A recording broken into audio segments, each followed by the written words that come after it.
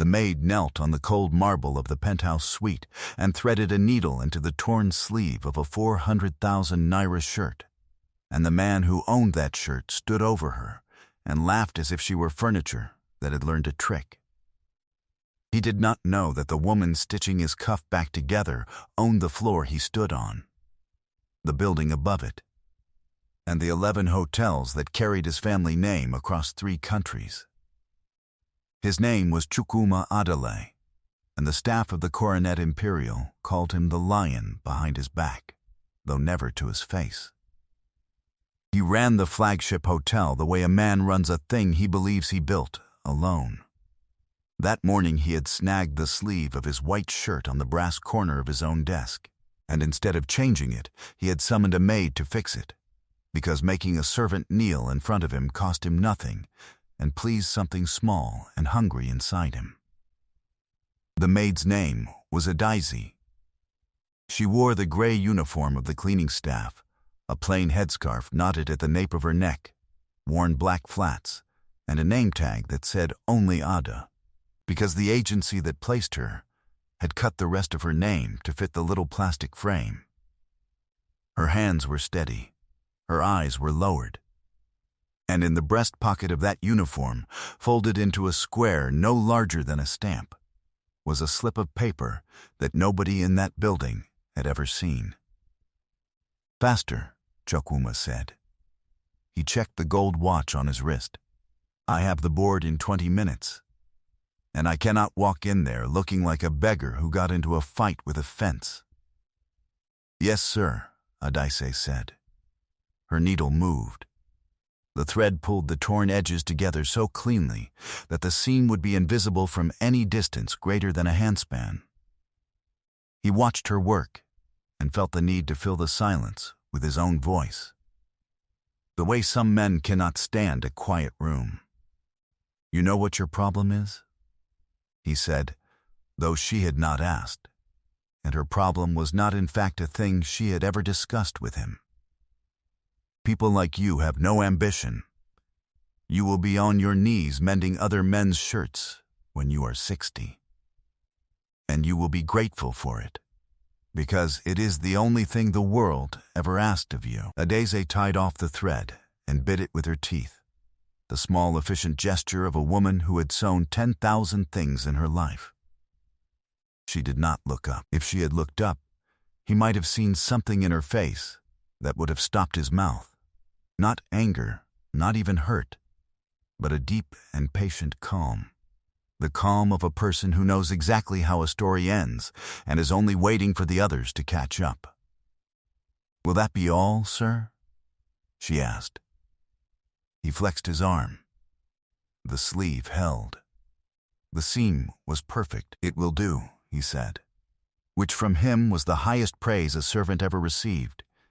And he did not thank her, and he did not look at her again, and he walked out of his own penthouse toward a boardroom, where, though he did not yet know it, his entire life was about to be turned upside down by the very woman he had just left kneeling on the floor. If you have ever watched the world look straight at a good person and decide they were nothing, then stay close, because this is the kind of story I built this whole channel to tell. The kind where the quiet one everybody wrote off turns out to be the one who decides how it all ends. If that is a thing some part of you has always wanted to see proven right, take a moment now and subscribe, because the people who do are exactly the people this channel was made for. And there are a great many of these stories still to come.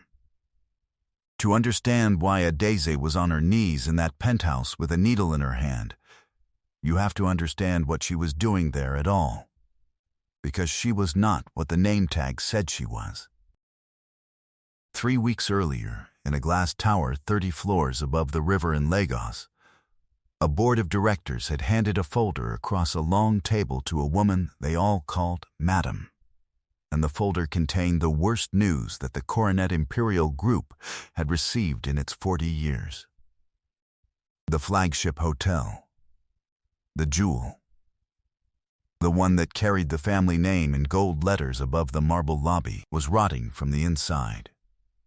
Guests were leaving.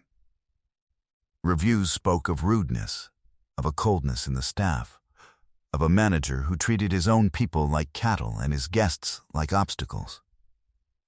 The numbers were bleeding, and the manager responsible, a handsome and arrogant man named Chukwuma Adelie, had spent 2 years sending up reports so polished and so confident that the board had believed every word of them until the money stopped agreeing.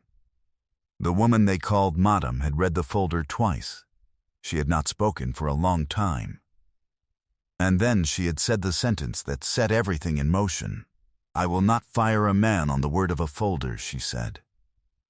"I will go and see for myself. But I will not go as myself." The board had protested. It was beneath her, they said. It was dangerous, they said. She was the owner of 11 hotels, the woman whose signature moved more money in a morning than most men touched in a lifetime. And she proposed to put on a gray uniform and scrub the floors of her own flagship like a common cleaner. It was madness. "It is the only honest thing I know how to do," she had answered, and that had ended the argument. Because the woman they called Madam had built the entire Coronet Imperial Group out of one small guest house and a stubbornness that nothing in this world had ever broken. Her true name was Adaise Onuoha. She was 46 years old, though the headscarf and the tired posture she had practiced for a week made her look older, and the slip of paper folded in her breast pocket was a single line in her own handwriting, a thing she carried to remind herself of where she had come from, so that she would never become the kind of person who laughed at a woman on her knees. It said, "Remember the floor you scrubbed." She had taken the job under the cut-down name Ada, told the placement agency nothing, and walked into her own hotel through the staff entrance at the back, past the bins and the loading dock. And nobody had recognized her, because nobody who works in a place ever expects the person who owns it to come in dressed like the lowest among them. For 11 days she had cleaned rooms, carried laundry, scrubbed the very lobby that bore her family name, and watched. And in 11 days she had seen more truth about her flagship hotel than 2 years of polished reports had ever told her. She had seen Chukwuma Adelie make a bellboy cry for setting a suitcase down on the wrong side of a trolley. She had seen him dock a chambermaid 3 days' pay for a water stain on a carpet that turned out to have been there before the woman was even hired. She had watched him charm the guests who looked rich and ignore the ones who looked ordinary. And she had stood close enough to hear him tell a junior manager that kindness was a weakness that the poor invented to make their poverty feel like virtue. And she had said nothing. She had only watched and waited and cleaned. Because Adaise Onuoha had learned a long time ago that the fastest way to see who a person truly is to become someone they believe they are allowed to despise. So when Chukwuma had snagged his sleeve and barked for a maid to come and mend it, and the floor supervisor had looked around the corridor and seen only Ada with her cleaning cart, it had been Adaise herself who walked into that penthouse, knelt on that cold marble, and listened to the man who ran her flagship hotel tell her she would die on her knees and be grateful. She had threaded the needle. She had fixed his shirt. And she had decided, quietly, with the seam still warm under her fingers, that she had seen enough. The boardroom of the Coronet Imperial sat on the top floor of the hotel, a long room of dark wood and tall windows that looked out over the whole shimmering city. Chukwuma walked into it that morning the way he walked into every room, chin up, shoulders square, the mended sleeve as crisp as if it had never torn. 11 people sat around the table, department heads and junior directors, and they straightened when he entered, because the lion did not tolerate slouching. "Good morning," he said, and sat at the head of the table as if the head of the table were a throne that had been waiting for him since birth. "Let us not waste time. The quarter was strong. I have the figures here.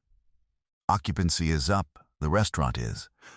The restaurant lost money for the 3rd quarter running," said a quiet voice from the far end of the table. Chukwuma stopped.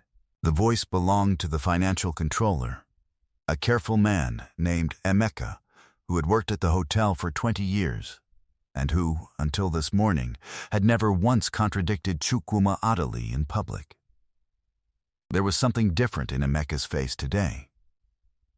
He looked, Chukwuma thought, like a man who had been given permission to be honest, and Chukwuma could not imagine who in this hotel would have the authority to give such a thing. Emeka, Chukwuma said, smiling the smile that did not reach his eyes, I think you have your quarters confused. I have nothing confused, Emeka said. Head office has the real figures.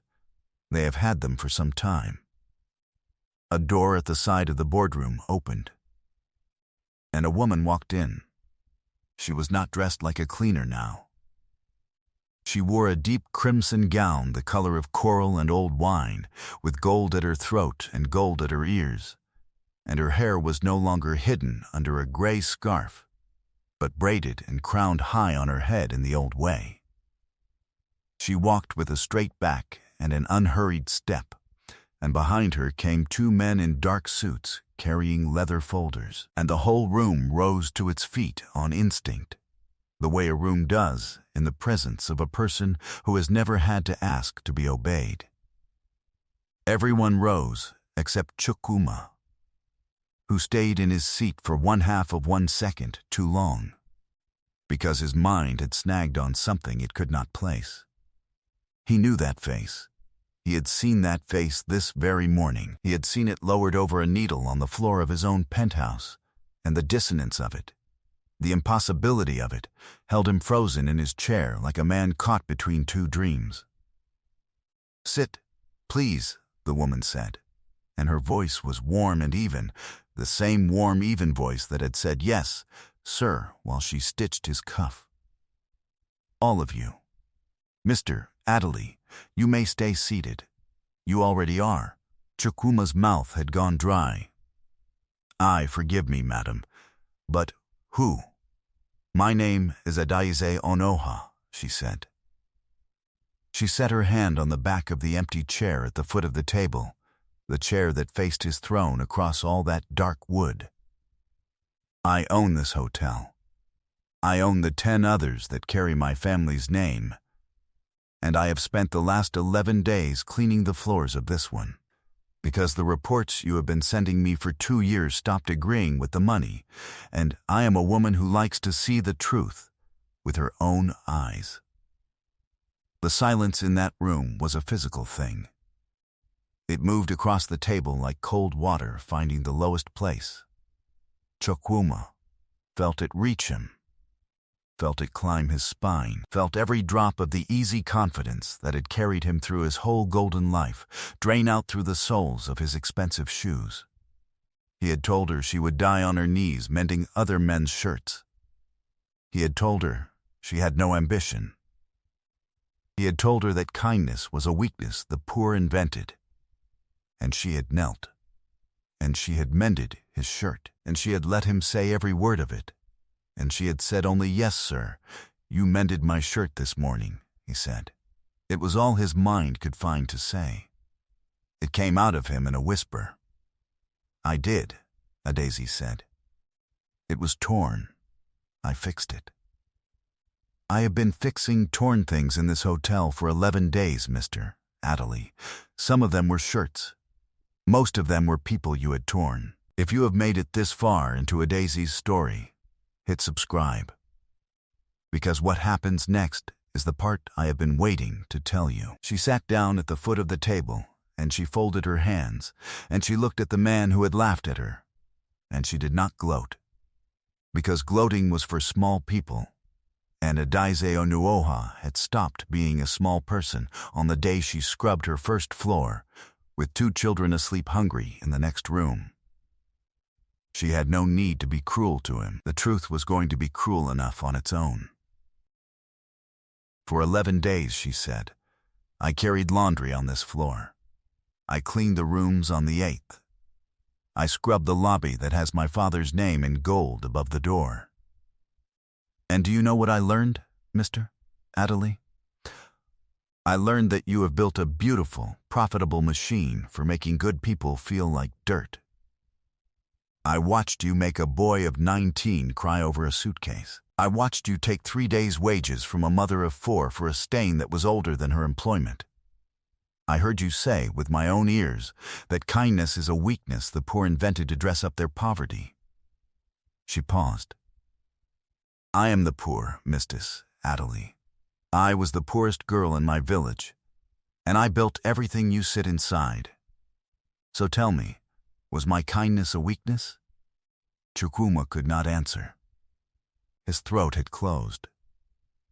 Let me tell you what I think happened to you. Adeze went on, and her voice was not unkind, which was somehow worse than if it had been. I think the world gave you a great deal, very early, and never once made you earn it, and so you came to believe that the people who serve you are a different kind of creature than yourself. I think you have never in your life been on your knees on a cold floor while a man who owned everything stood over you and laughed. I have. I spent the first half of my life there, and I promised myself, on a floor very much like the one you made me kneel on this morning, that if God ever lifted me up, I would never become the boot. I would be the hand.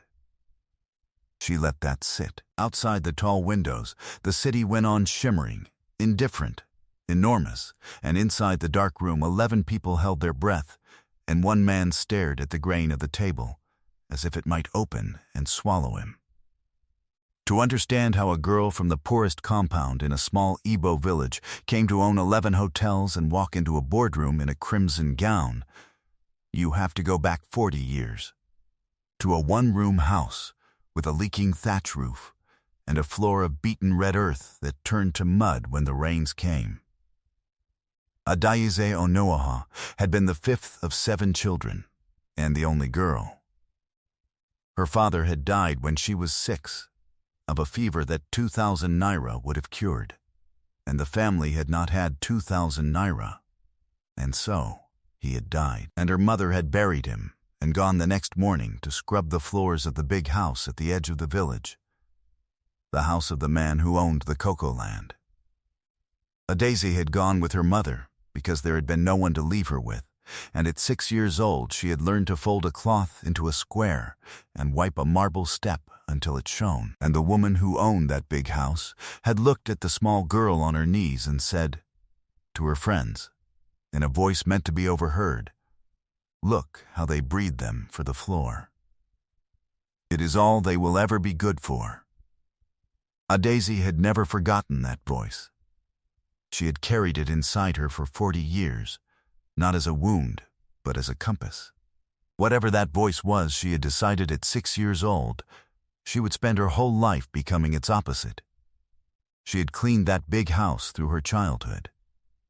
She had cleaned a guest house on the coast road through her teens, where the travelers stopped on the way to the city, and she had watched the woman who ran it. A sharp, tired widow named Mama Ninkeki turned 3 rooms and a cooking pot into a living, and Adeze had paid attention. She had learned how a bed should be made so that a stranger felt held. She had learned how a meal, served warm and without contempt, could make a man who had been treated like cargo all day feel for 1 hour like a king. She had learned that the whole business of hospitality, stripped down to its bones, was simply the practice of treating a stranger the way you wished the world had treated you. And she had learned that almost nobody in the business actually did it. When Mama Nkechi died, she left the guest house to Adeze, because Adeze was the only one who had ever cleaned it as if it were her own. Adeze was 23. She had 3 rooms, a cooking pot, a leaking roof, and the memory of a voice that said it is all they will ever be good for.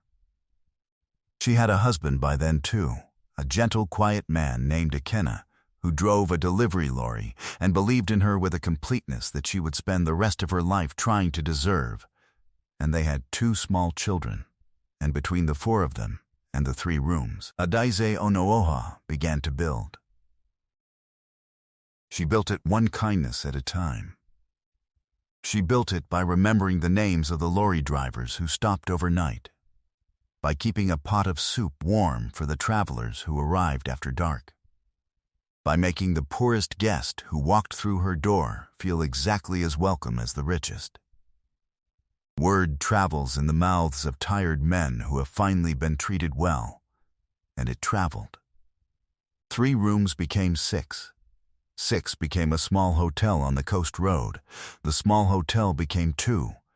And somewhere in the middle of those years, Ikenna died, quietly, in his sleep, his heart simply stopping at the age of 41, and Adizi had buried her husband and gone back to work the next morning. Because grief, she had learned long ago, does not pause the rent. She had built the rest of it as a widow. 2 hotels became 4. 4 became the first one in the city, the one with the marble lobby and her father's name in gold above the door, the name she had given it so that the man who died for the want of 2,000 naira would have his name spoken with respect by people who would never know his face. And the empire had grown, hotel by hotel, country by country, until the girl who had been bred for the floor owned 11 of the finest hotels in West Africa, and the voice that had said it is all they will ever be good for had been answered, completely and forever, by the simple fact of her existence. But she had never forgotten the floor. That was the thing the world never understood about Adeze Onoha.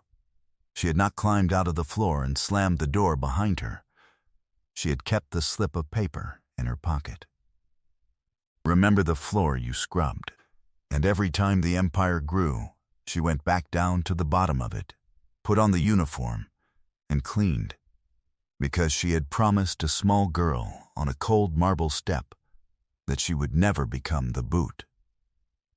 Which is how she came to be kneeling in Chokuma Adelai's penthouse with a needle in her hand, listening to a man she could have ruined with a phone call tell her that her kindness was a weakness. And saying only "yes, sir" in the boardroom, the silence had stretched almost to breaking.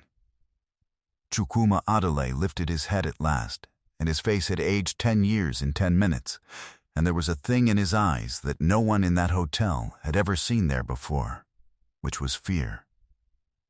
"Madam Onuha," he said, and his voice cracked on her name. There are no words I can offer that would."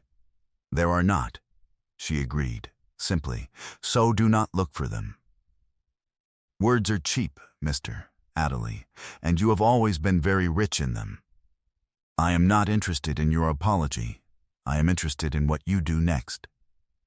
The 2 men in dark suits set their leather folders on the table. They opened them, and what came out of those folders, page by page over the next half hour, was the whole truth of what Chokwuma Atelier had done to the flagship of the Coronet Imperial. There were the doctored occupancy figures. There were the complaints he had buried. Hundreds of them, going back 2 years, complaints from guests and from staff alike. All of them quietly deleted before they reached head office. There were the wages he had docked and pocketed into a discipline fund that appeared in no official ledger.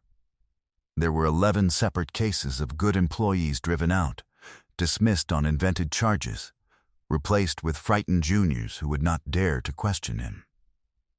And there was a list of names.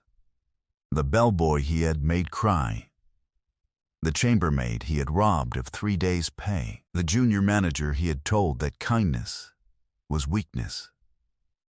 41 names in all.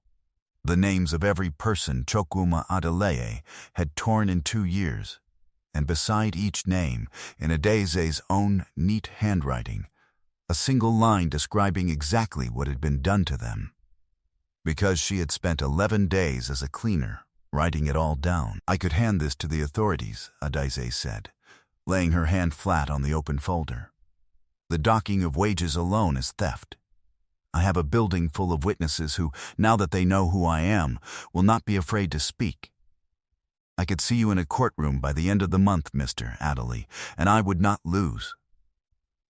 Chukwuma had gone the gray color of ash. "Then do it," he said, hollowly. "I will not insult you by begging." "I know you will not," she said, "which is oddly the first thing you have done since I walked in that I respect." She closed the folder. "But I am not going to hand it to the authorities. Not today. Because I did not come here to destroy a man. I came to fix a hotel. And it is a strange truth that the very thing that makes you so good at being cruel, your eye, your discipline, the fact that nothing in this building escapes your notice, is the same thing that could make you extraordinary at being kind, if you ever decided to point it in the right direction." The room had gone very still in a different way now, the stillness of people who can feel a hinge turning. "I am going to make you an offer," Adaise said, "and you should understand that it is the only one you will ever receive from me, and that it is far more generous than you deserve. You will not be the manager of this hotel anymore. That title is finished. Instead, for 1 year, you are going to do the job that you told a woman on her knees this morning was the only thing she would ever be good for. You are going to clean." Chukwuma stared at her. "You are going to put on the gray uniform," Adaise went on, evenly. "And you are going to scrub the lobby that has my father's name above it. And you are going to carry the laundry. And you are going to make the beds.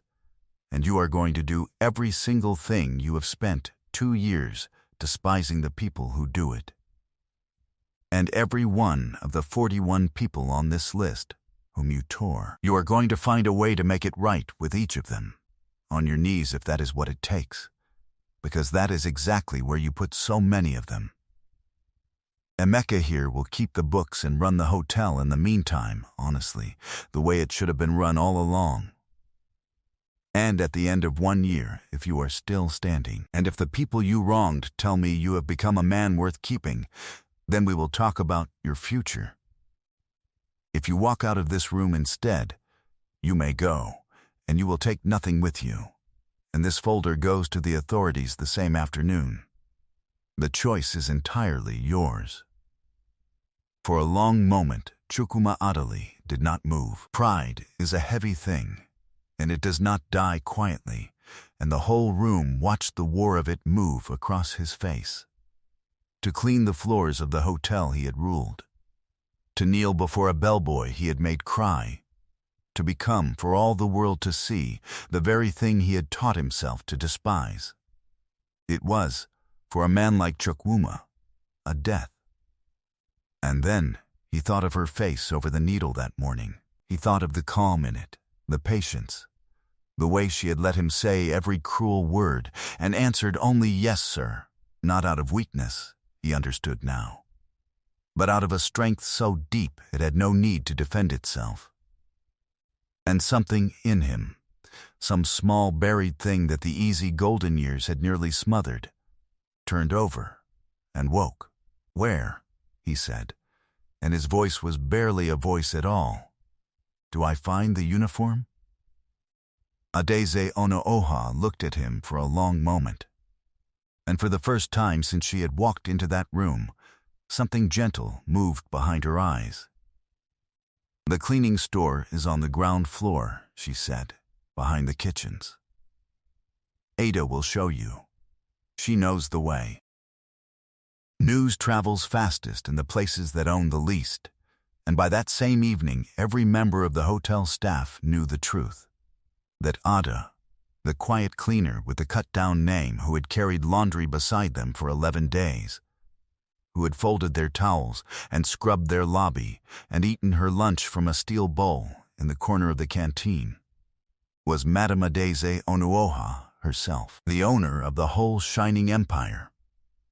Some of them did not believe it at first. The bellboy Tochukwu sat down hard on a crate in the back corridor when he heard, because he remembered helping Ada lift a heavy mattress only 3 days before, and he remembered her thanking him by name and asking after his mother's cough, and he could not make those two facts. The woman who lifted mattresses and the woman who owned the building live in the same body. But it was true. And once they believed it, something moved through the staff of the Coronet Imperial that none of them had felt in 2 long years under the lion. It was not fear, and it was not awe. It was a fierce, sudden, almost tearful loyalty, the loyalty of people who have been treated like furniture for so long that the simple discovery that the most powerful woman among them had chosen, on purpose, to kneel down and become one of them, cracked something open in their chests. Mama Nkiru, the floor supervisor, who had cried under Chukwuma's tongue more than once, said only, "She carried the laundry. The owner of 11 hotels carried the laundry, and never once let any of us know, so that she would see us as we truly are." And nobody in that canteen ever forgot it, and from that night forward they would have walked through fire for Adeze Onoha. Every one of them. It took Chukwuma Adeli 3 days to stop expecting someone to rescue him. On the first morning he stood in the staff changing room in the gray uniform, and the cloth of it felt obscene against his skin, like a costume in a nightmare. And a part of him kept waiting for a hidden camera to be revealed, for the whole thing to be a cruel joke he could laugh off and walk away from.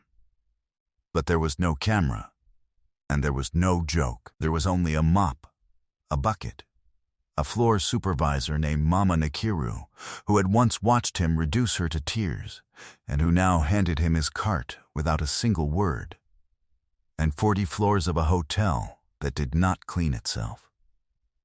The other staff did not speak to him at first. They did not know how. The lion was scrubbing the lobby on his hands and knees, and there was no precedent in any of their lives for such a thing, and so they gave him a wide, watchful berth, the way you give a thing whose nature you cannot yet predict. He felt their eyes. He, who had spent 2 years not seeing them at all, now felt the weight of every glance like a hand laid on his back. And he understood, slowly, in the aching of his knees and the cramp of his shoulders, a thing that no folder could ever have taught him, that this work was hard, that it was honest, and that the people who did it, the people he had stepped over and stepped on for 2 years, had been holding up the whole shining building the entire time, while he took the credit in a corner office on the top floor. On the 4th day, the bellboy he had made cry, a slender 19-year-old named Tochukwu, found Chukwuma struggling to lift a sodden bag of laundry into the chuti, and stood watching him for a moment, and then, without being asked, came and took the other end. They lifted it together.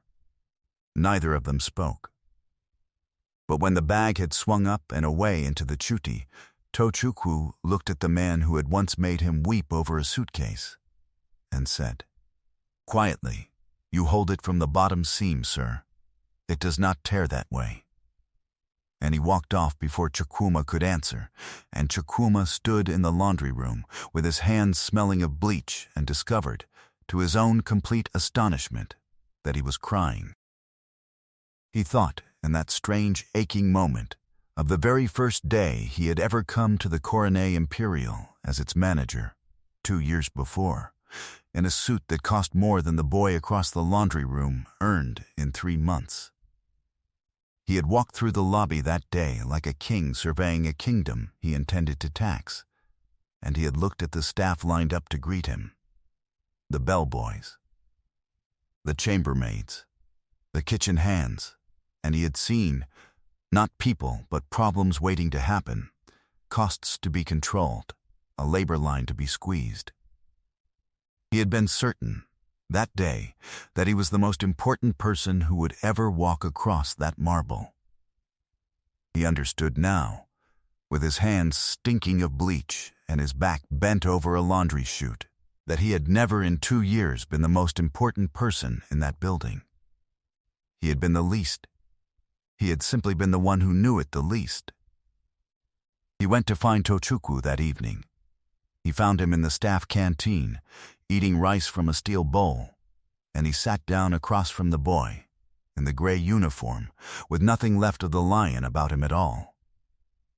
"I made you cry," Chukwuma said, "over a suitcase. I have thought about it every day for a week, and I cannot for my life remember why I did it. There was no reason. You had done nothing.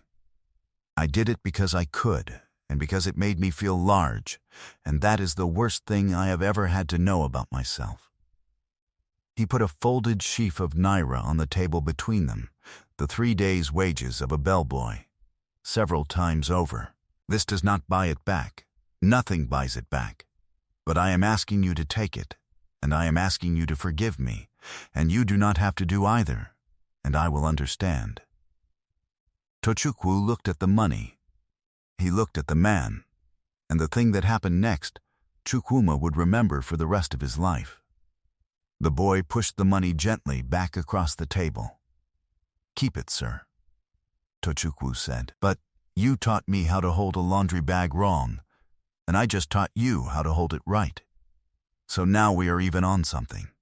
Start there." And he smiled, a small, tired, generous smile, the smile of a poor boy who had every reason to be cruel and chose, freely, not to be. And Chukwuma understood, in that moment, the thing Adieze had been trying to show him all along, that kindness was not the weakness the poor invented to dress up their poverty. Kindness was the single most powerful thing he had ever been in the presence of, and the poor were simply richer in it than he had ever bothered to notice. The hardest of the 41 was a woman named Chinye. She had been a chambermaid on the 8th floor, a proud and clever woman in her 40s who had worked at the hotel for 11 years, and Chukwuma had dismissed her in his first month over a thing she had not done. A guest's missing ring that turned up 2 days later in the man's own coat pocket, by which time Chinyer was already gone. Her name marked as a thief in a file that would follow her to every hotel in the city. She had not found steady work since. She had a son in his final year of school whose fees she could no longer pay, and a husband who had grown bitter watching a good woman be punished for someone else's carelessness.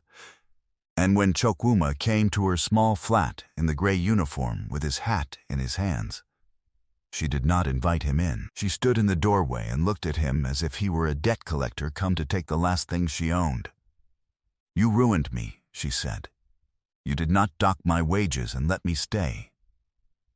You called me a thief in writing, and you sent it everywhere, and you cost me 11 years of a clean name in a single afternoon, because a rich man could not be bothered to check his own coat. My son nearly left school over your carelessness.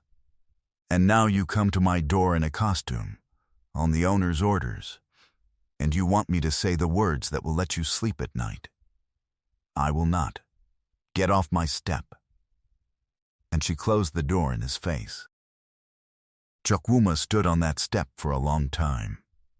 The old Chukwuma would have shrugged and crossed her off the list as impossible, and told himself she was unreasonable.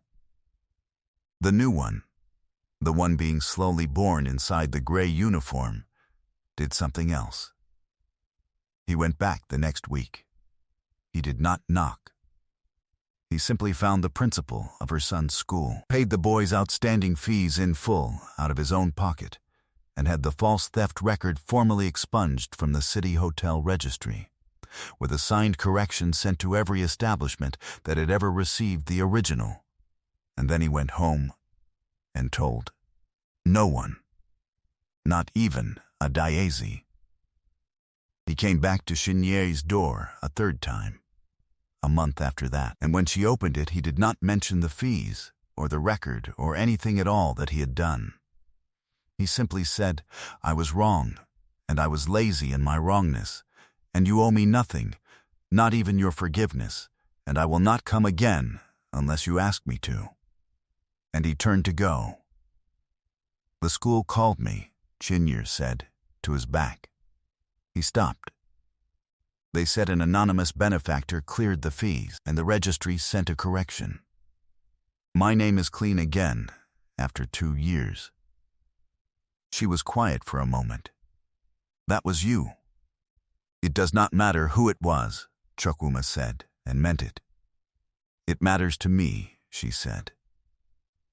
And after a long moment, she stepped back from the doorway and held the door open and said, in a rough, quiet voice, "There is tea. It is not much, but you may come in and drink it. If you can sit at a poor woman's table without thinking yourself above it." And Chukwuma Adele went in and sat at the table of a woman he had ruined and drank her tea, and it was the best thing he had tasted in his whole proud life. The year turned slowly, the way years do when a man is being remade inside them. Chukwuma Adele went, one by one, to all 41 names on the list. Some forgave him quickly. Some made him wait, made him come back 3 times, 4 times, made him stand in their doorways and say the thing again and again until they believed it. And he stood, and he said it. Because she had been right. That was exactly where he had put so many of them. And a man does not earn his way out of cruelty by paying a single visit. The mother of 4 whose wages he had stolen took her money back, and then, a month later, brought him a plate of her own cooking in the canteen, because she had watched him scrub a corridor at midnight without complaint, and decided that the new man might be worth feeding. The junior manager he had lectured about weakness came back to work at the hotel, promoted now under Emeka's honest hand, and the 2 of them, the lectured and the lecturer, learned slowly to be something almost like friends. And all the while, Ada cleaned alongside them. That was the thing none of the staff could ever quite get used to. Madame Onuoha, the owner, the woman in the crimson gown, the woman who could move more money in a morning than they would see in 10 lifetimes, came back, again and again, in the gray uniform, with the headscarf knotted at her nape, and cleaned the rooms on the 8th floor with her own hands, and folded laundry, and scrubbed the lobby that bore her father's name, and laughed with the chambermaids over lunch in the canteen, as if she had never in her life been anything but one of them. Because she had not climbed out of the floor and slammed the door. She had kept the door open. And she had decided, long ago, that the way to keep a heart from turning to stone was to put it back on its knees, regularly, on purpose, beside the people the world steps over, so that it never forgot whose hands held the building up. She and Chukwuma cleaned the lobby together one gray morning near the end of the year, the 2 of them on their knees on the marble, mopping in long, slow strokes. And the early light came in through the tall glass doors and lay across the floor in pale gold. And for a long time, neither of them spoke. "May I ask you something, madam?" Chukwuma said at last. "You may ask. I may not answer. Why did you not destroy me? You had it all in the folder. You could have ended me in a courtroom and never thought of me again. Why this instead?" A daisy wrung out her cloth and considered the question with the seriousness it deserved, because she did not believe in answers that came too easily. "Because 40 years ago, a woman who owned a big house looked at me on my knees and decided I was a thing bred for the floor," she said. "And she was wrong, and it took me a whole life to prove it. I have spent that whole life answering one cruel sentence. And somewhere along the way I made a promise to God, and to my own dead husband, and to the small hungry girl I used to be, that if I ever held that kind of power over a person, I would never use it to do to another soul what was done to me. Anyone can break a man, Mr. Adelaide. It is the easiest thing in the world. The wicked break people every single day, and the world barely notices. But to take a man who has gone bad, and to be too stubborn and too patient and too foolish to give up on him, to make him kneel not to grind him down but to grow him back, that is the thing the world has never had nearly enough of. I did not want to be one more person who broke you. There are enough of those. I wanted to be the one who refused to." Chukwuma was quiet for a long moment, mopping, And if I had failed, he said, if I had stayed cruel, if I had walked out that first day, then the folder would have gone to the authorities, and you would have earned every consequence of it, and I would have grieved for the man you could have been and slept perfectly well. She smiled, a small dry smile. Mercy is not the same thing as foolishness, Mr. Adderley. I gave you a door. I did not promise to drag you through it. You walked. That part was always yours. A year to the day after Adese Onuoha had walked into a boardroom in a crimson gown and turned a proud man's life upside down, she called him to the same boardroom again. The 11 department heads were there, and Emeka and the 2 men in dark suits, and Mama Nakiru, the floor supervisor, and Tochukwu, the bellboy, and the mother of 4, and a dozen others of the 41. The whole rough congregation of the people Chukwuma had once torn and then, slowly on his knees, helped to mend. They stood around the long table in the morning light, and Chukwuma Adelaide came in last, in the gray uniform, and stood at the foot of the table where she had stood a year before, and waited to learn his fate. Adese did not make him wait long. She had never believed in cruelty, and suspense is a small cruelty all its own. 1 year ago, she said, I gave a proud man a choice, and I did not expect him to take it, and I will tell you now that I had the folder ready to send the very afternoon he walked out. He did not walk out. She looked around the room, at the faces of the people who had been wronged. I did not decide what came next. You did. I asked every one of you, privately, over the last month, a single question, whether the man who scrubbed beside you this year was worth keeping. And do you know what astonished me? Not one of you said no. Tochukwu, near the wall, was smiling. The mother of 4 had her hand pressed to her mouth. Mr. Adalai, Adise said, turning to him, you came into this hotel 2 years ago as its manager, and you nearly destroyed it, because you believed that power was the right to make small people feel smaller. You have spent the last year learning that the building is held up by the very people you stepped on, and that the only power worth having is the kind that lifts. The title of manager is finished. You will not have it back, because the man who held it is gone, and good riddance to him. She paused. I am offering you a different one. I want you to run the training of every new member of staff across all 11 hotels. I want every young manager who comes into this company to spend their first month exactly as you spent your year, in the gray uniform, on their knees, learning what holds the building up, and I want you to be the one who teaches them. Because you are the only person alive who can stand in front of them and say, with the full weight of having lived it, here is what I was, and here is the price of it, and here is the man I became instead. Will you take it? Chukwuma Adelaide, who had once told a woman on her knees that she would die mending other men's shirts and be grateful for it, stood in the gray uniform at the foot of the long table and found that he could not speak, and so he did the only thing his full heart would allow. He knelt, right there on the boardroom floor, in front of all of them, the way he had knelt 41 times that year in 41 doorways, and he bowed his head to the woman who had refused to break him. I will take it, madam, he said, and I will spend the rest of my life trying to be worth the chance. Then get up off your knees, Adese said gently, and there was a warmth in her voice now that filled the whole long room. You have done enough kneeling for 10 men. It is time you learned to stand the right way, which is to say, beside people, and never above them.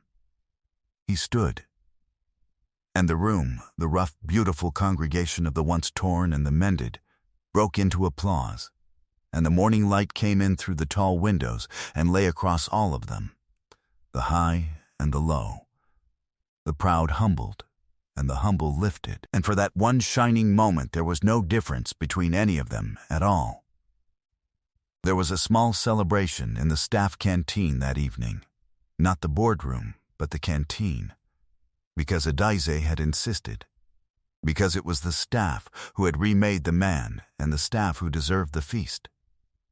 There was jollof rice and pepper soup and pounded yam, and somebody had brought a speaker, and the bellboy danced with the mother of four, and Mama Nikiru laughed until she had to sit down, and Chukwuma Adali, still in his gray uniform because he said he had not earned the right to take it off yet, served the food with his own hands, going from table to table, filling plates the way the lowest server in the hotel would do it, and finding in the doing of it a happiness he had never once felt in 2 years of ruling from the top floor.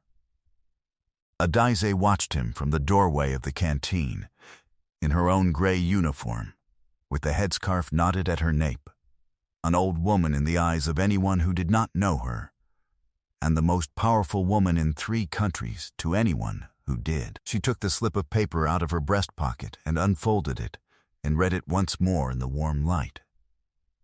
Remember the floor you scrubbed. She had remembered it. She had built an empire and never once forgotten the floor, and tonight, watching a proud man learn to serve, she understood that the remembering had been the whole point. The floor was not the thing you escaped. The floor was the thing that kept you human. And the highest you could ever rise was measured exactly by how willing you remained to kneel back down beside the lowest and lift. She folded the paper and put it back in her pocket. And then Adaize Onuoha, owner of 11 hotels, walked into the canteen, picked up a serving spoon, and helped the man who had once mocked her serve rice to the staff, who held the whole shining building up. And nobody in that warm and laughing room would ever have guessed, looking at the two of them side by side in their gray uniforms, that one of them owned everything, and the other had nearly lost it all.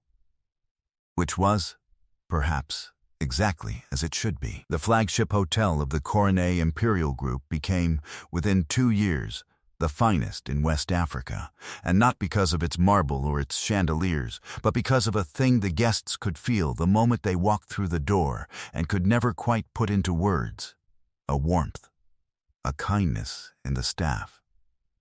The sense of being treated not like cargo, but like a guest in someone's home. The reviews changed. The money came back, and more than came back. And the story spread, the way the best stories do, in the mouths of tired travelers who had finally been treated well. Until people came from across the world simply to stay in the hotel run by the woman who had cleaned its floors into skies to learn the truth. Chukwuma Adaliye trained 1,000 young managers over the years that followed, and every one of them spent their first month in the gray uniform, on their knees, learning what holds the building up. And every one of them heard the story of the lion who scrubbed the lobby, told by the lion himself, who never once left out the worst of what he had been.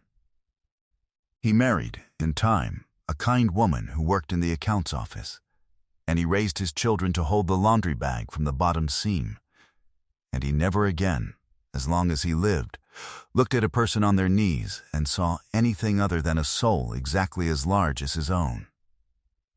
And Adaize Onuoha went on as she had always gone on. She added a 12th hotel, and a 13th, and she kept the slip of paper in her pocket, and a few times every year, in one hotel or another, somewhere in 3 countries, a new guest would notice an older woman in a gray uniform cleaning a room with unusual care, and would think nothing of it at all, and would never once suspect that the quiet woman folding their towels owned the bed they slept in, and the building around it, and a dozen more besides, and that was exactly how she wanted it, because she had learned, on a cold marble step 40 years before, that the truth of a person is never found in what they own.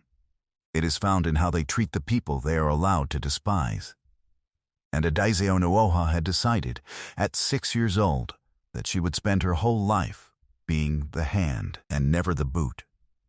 I always want to know where you are listening from, so before you go, Tell me in the comments the name of your town and your country. I read every one. And it means more than you know to picture all of you out there, in all the corners of the world, sitting with this story tonight. And if you have ever been the one on your knees while someone stood over you and laughed, then know this: wherever you are, the world does not always see who you truly are. But God does, and so does time. And the floor you are kneeling on today may very well belong to you tomorrow.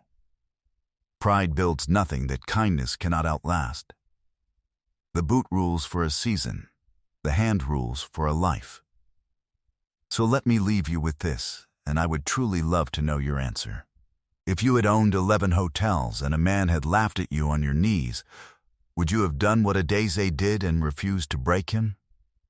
Or would you have closed the folder and let the law have him? There is no wrong answer, only the one that tells you who you are. Stay kind out there. Remember the floor you scrubbed. And I will see you in the next story.